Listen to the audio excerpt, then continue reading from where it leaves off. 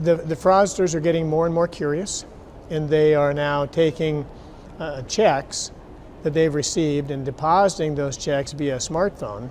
They take a picture of the front of the check, take a picture of the back of a different check that they endorse, and then they upload it to the bank and the check pays.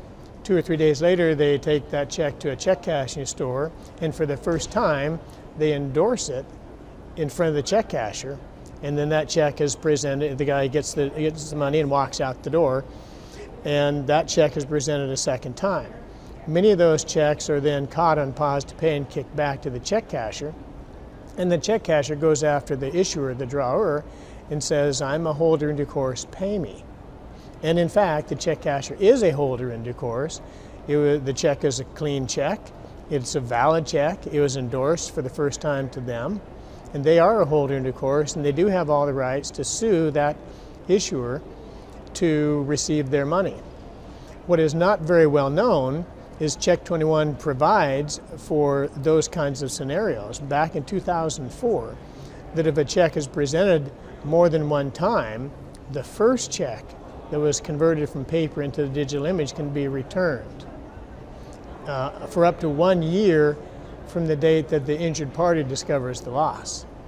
People just need to understand that when a holder in due course, a check casher comes after them, they really do owe the check casher. And they don't want to be sued because they will lose. And so you can stall the check casher and then go after, have your bank return that first check as a breach of warranty. That's the claim that is made. It's a breach of warranty claim because of the second presentment. And then they get their money and pay the check casher. Now technically, until they pay the check casher, they are a witness and not a victim. They are not the injured party until they actually pay the check casher. Then they truly can make the claim to the bank to charge it back to the bank of first deposit as a breach of warranty claim. It's very important, and I cannot overemphasize the need to use pause to pay. And many of the big companies do it, but the smaller companies, they still do not. In fact, the penetration of the smaller companies in America is about 6% using pause to pay. They need to use pause to pay. They absolutely need to use ACH filters and blocks.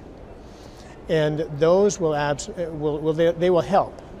Now, what the fraudsters have figured out on pause to pay, if you add a new payee name 2 lines above the original name, payee pause to pay will not catch it, and it'll pass right through payee pause to pay.